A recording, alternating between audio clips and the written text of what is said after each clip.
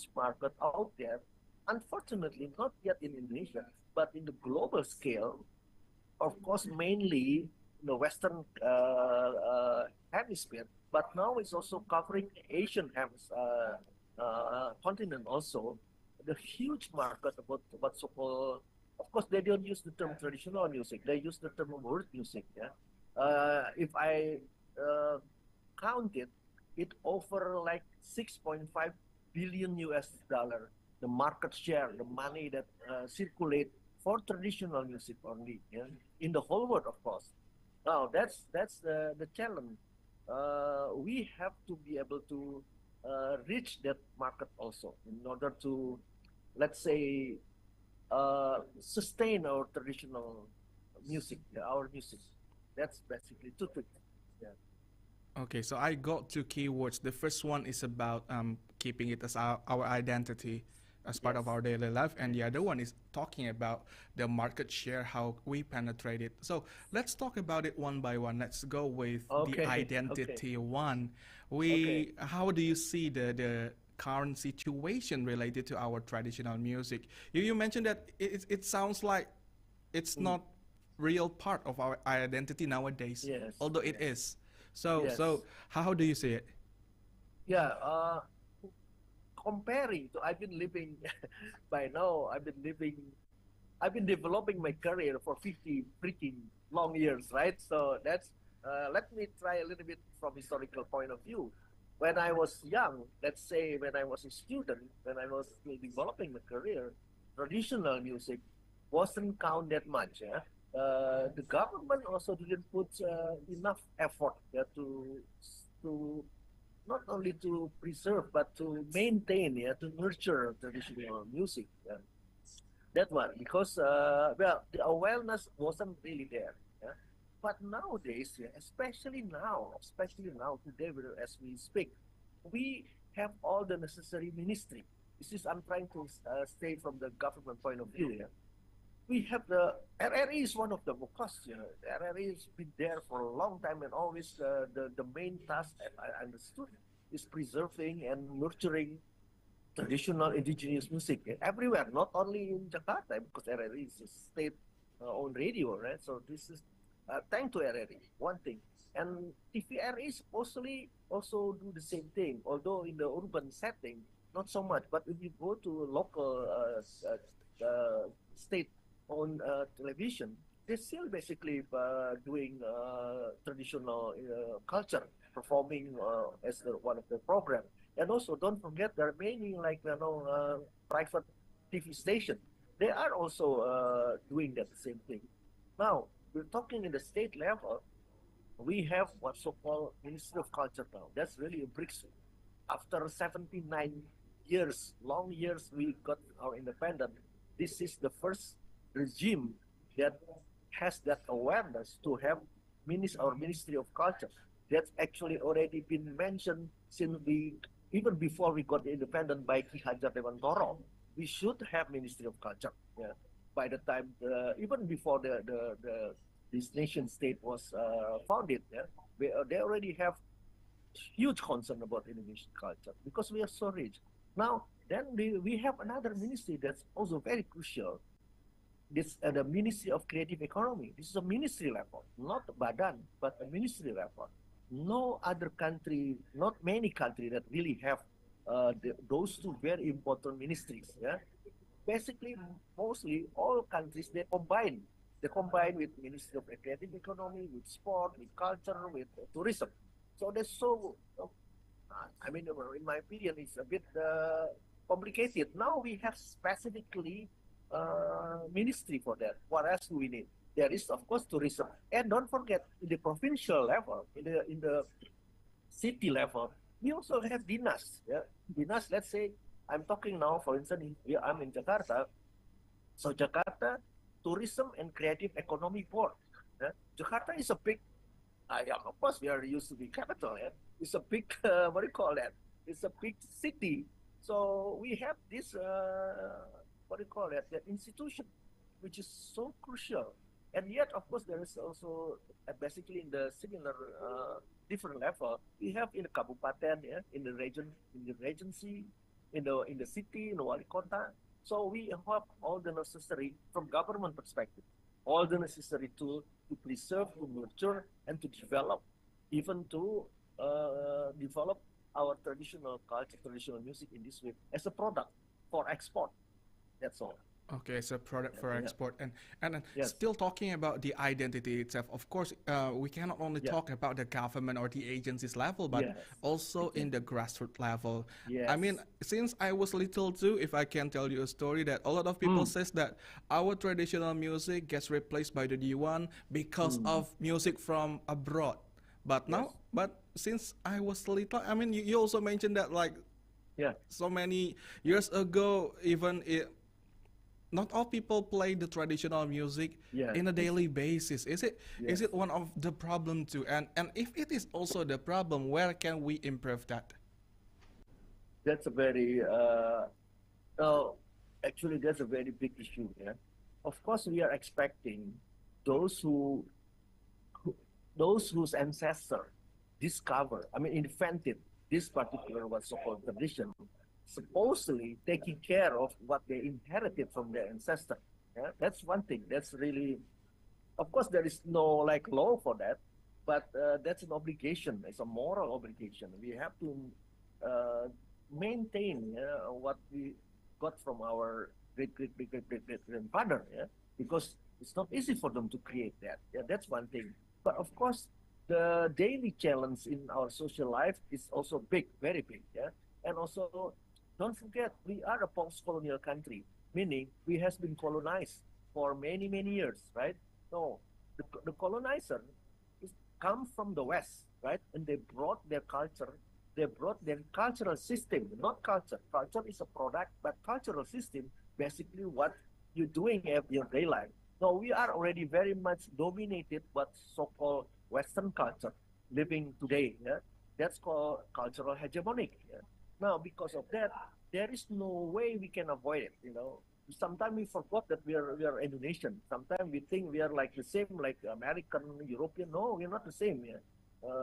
But in the daily life, sometimes all the modern, what so-called quote unquote modern facility make us forget that we are not European or American. We still Indonesian no matter what. Now this is this awareness that need to be what do you call that? Need to be reminded by our government. That's why, not that, okay, this is your responsibility. Yeah, of course, but we need to be reminded all the time. Now, that's why we organize like cultural festival. I'm trying to organize like World Music Festival with the DKI, the Dinas Kebudayaan Ekonomi Kreatif. Yeah. This is actually reminder. Yeah. Of course, we are promoting, we are preserving, but I also want to remind people, hey, we still have this. Don't forget. And this is part of our life. You cannot ignore this. Of course, you can live K-pop. It's okay. I don't mind. You love whatever you love. You love jazz. You love rock, metal, even K-pop. It's okay. But don't forget, we also have this. This is also part of us. That's why the obligation is. I mean, the government actually has obligation, but the obligation is to remind us, to remind the common people that we still have this. That's the most important. Okay, so we got to need a reminder and also remind ourselves that traditional music is really part of our Yeah. identity. So it's not only Yes. about the government. We cannot blame one thing. No. It's No. quite Yeah. it's quite complex, and what we can do Yes. in the grassroots level is to even play it on a daily Yeah. basis, Yeah. for example. And Yeah. and this is gonna be bridging from identity to the market. As we can see in Okay. Indonesia, there are a lot of DJs or even music Oh yeah. Yeah. composers Yeah. combining Indonesian traditional music and Yeah. EDM, something like that. And they said Yes. that they're aiming to bring it closer to the next generation who Yes. is more exposed to Yeah. the modern music. But Yeah. how do you see our people treat our traditional music compared to the modern ones and also Mm. the traditional ones? Yeah. As I mentioned, people nowadays it's very actually there's a very interesting situation. Yeah. You People might assume that our youngster, yeah, the what do you call those generation, yeah, the millennial generation or even the Z generation, oh, they're all oriented toward Western life. No, not all of them. Yeah, they have behind their brain, they have awareness of keeping their own cultural identity. Now, of course, not all of them. Yeah, you can see now there is like interest, very strong interest among the youngster in traditional music, and also among the artists that already basically overwhelmed with all the Western music idiom. Yeah. As you mentioned, even our DJ now trying to dig out, something from tradition. Yeah, especially those who has international experience. Because I have an orchestra consisting of all traditional instruments. When we perform abroad, yeah, I sometimes perform in the concert hall. They have one condition. They said, I don't want you to use any Western instrument. Wow, I said, okay, so fine with me because my orchestra, although I do sometimes use like guitar or bass, yeah, but they specifically want to see your originality. That's the demand in the market, the global market. And also those who you can ask all our DJ. I know very few young DJs. Yeah? They're trying to incorporate traditional, music into their music. It's a their music still. One thing, for instance, like I'm gonna have this Kojak. Yeah, Kojak is a rap of Betawi. Yeah, very interesting. I mean, they're using rap, but he's still aware that the Betawi musical ingredient is very important to develop not only identity, but his selling point is very important. We thought that ingredient, we thought that component, he will be the same like any other DJ. But since he's corporate, he become very unique. Then he become like representative of our cultural life, especially Betawi dalam hal ini.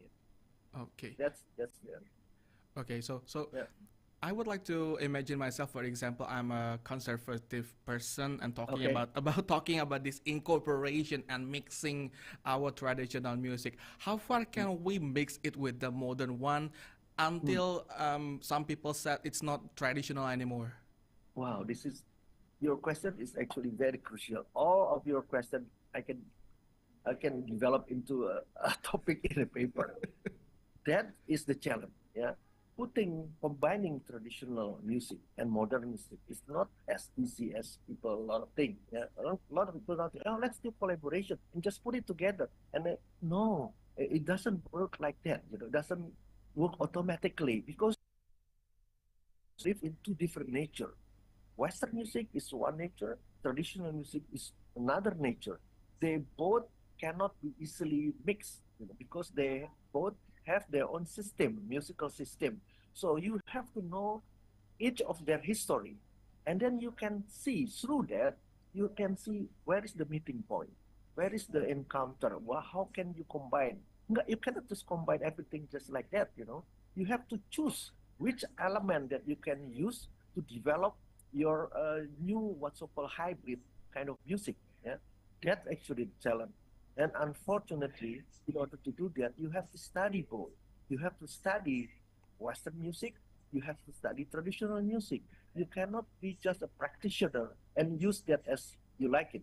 Yeah, you can do it, of course. Yeah, but very rarely you're successful in doing that. And it can easily fall into what's called artificiality.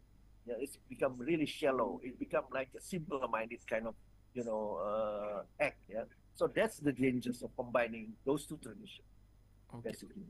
Yeah. Okay, so we have been using the word tradition, and if you ask people, maybe specifically Indonesian, tell me Mm. about, could you mention me, name me one music instrument? They will be talking about guitar, talking about Yeah. piano, but if they are they need to be specifically asked.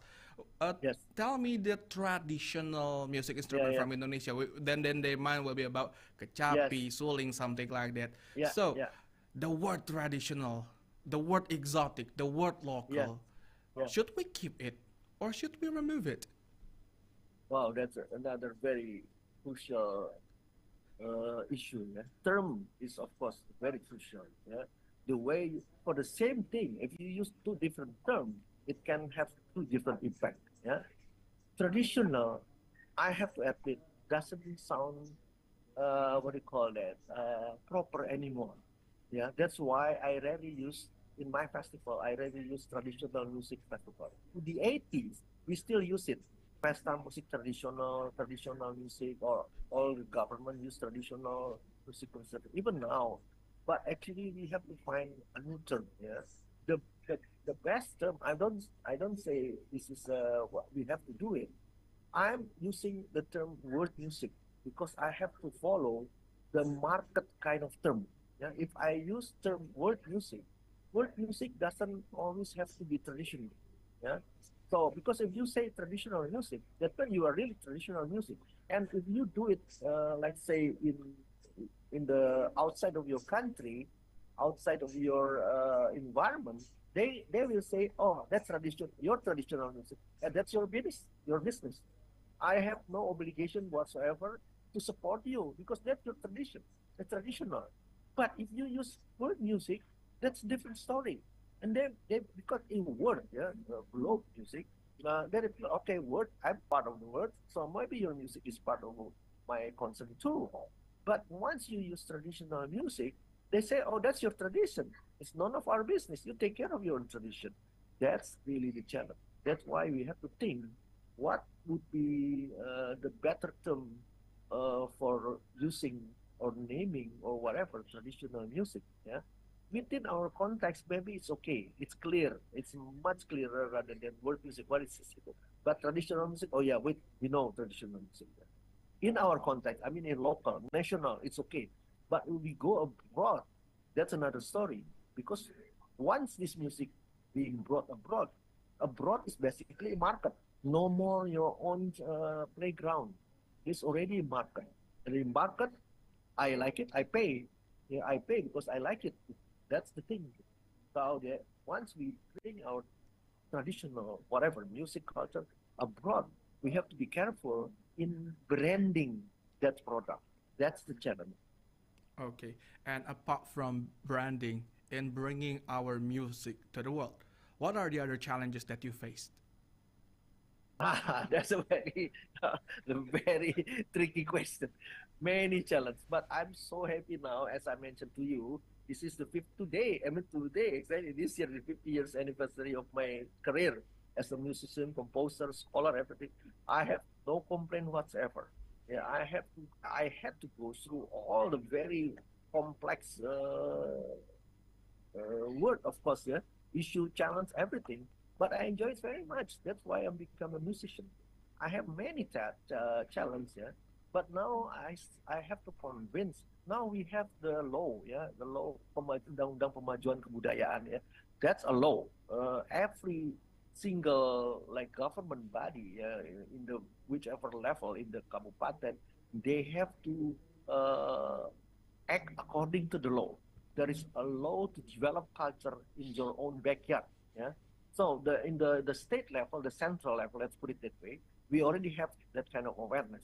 But in the local level, in the regional level, they might not necessarily do that. I still have a lot of I've been hearing a lot local musicians, for instance, they've been curhat, yeah, they've been complaining because the local government treating them like a beggar, basically asking for money or something like that.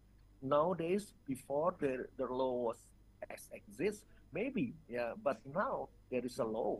So every one of us, I mean the government especially, have to act according to that law. They have responsibility to develop their the culture in the region.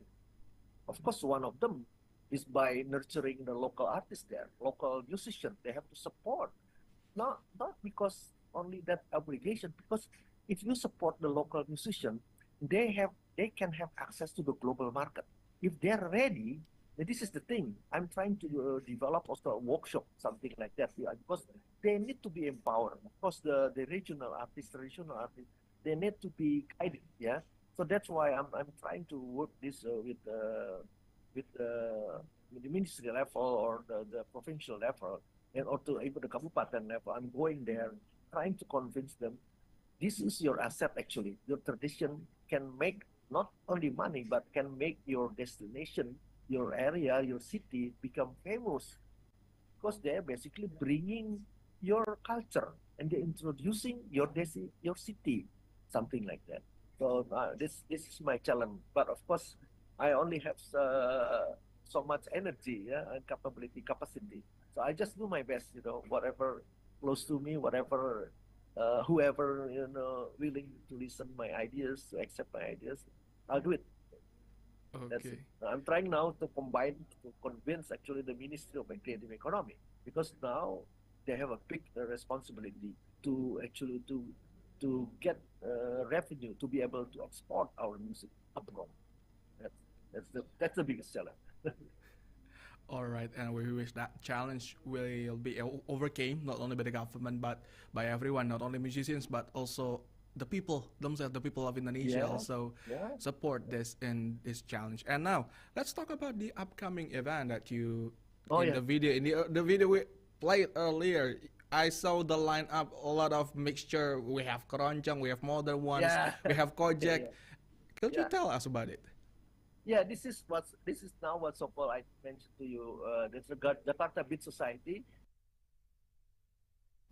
the Jakarta Tourism and Creative Economy Board 2019.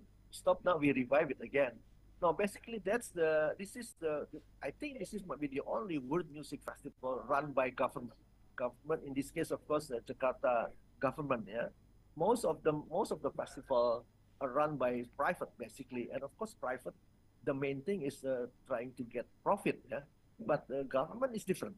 As I mentioned to you, government has the obligation to remind us all the time that we have this own culture.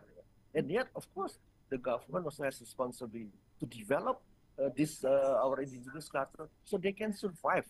So the government doesn't have to support them all the time. That's impossible. Yeah, these people, these musicians, has to be major. Yeah, but in order to do that, the government support them first in the first level. So this is what we are doing with Jakarta Creative Economy Board. Yes, particularly so Jakarta Beat Society is a festival of wood beat, April 24 to 27 in Jakarta in Lapangan Banteng. Yeah. It's a festival, but it's also a showcase. Showcase meaning we invite buyers, we invite promoters, we invite festival directors, we invite publisher, we invite collective body to come and to talk to the musician, and then we present the musician, and then we let the musician talk to them directly, even in the marketing to sell your product to them. So convince them that your music is good, so they can invite you to their festival. And once you get invited abroad in the festival, that's how basically what you have to do. And every year, like what I'm doing with my Indonesian National Orchestra, we're touring every year, you know. So a lot of people abroad that interested in having us performing, and then we can, not only promoting our culture, but we can live as a professional musician with traditional music. Don't get it wrong. This is traditional music, my ensemble. Although the music is not traditional only, I developed from tradition to become a modern music. That's Okay. the thing. Okay, so in here we can see all the aspects of Indonesian music, not only Yeah, the music, the musical instrument, but also the yeah, market, and of course the musicians itself also yeah, needed to be supported to get access to a greater market both in yes, Indonesia and abroad. yeah, And with that, we hope that our music, Indonesian music, can get to the next level. Okay, thank you yes, very much, Mas Frankie Radin. It's been a yes. very nice Thank you so talk with much. you. We wish that Yeah, the event will be successful, and as we wish once again, thank Indonesian you. music can go to the next level. Thank you very much, Mas Thank Frankie. you so much. We need your support for sure, especially Voice of Indonesia and of course the state-owned radio RRI. Thank you so much. Thank you so much, everyone who listened to this program. Thank you. Thank you very much, Mas Frankie. And Thank listener, you. that's Yeah. our talk about bringing Indonesian music to the next level, and you can listen to this again on our YouTube channel, VOI Official. Stay tuned on RRI World Service, Voice of Indonesia.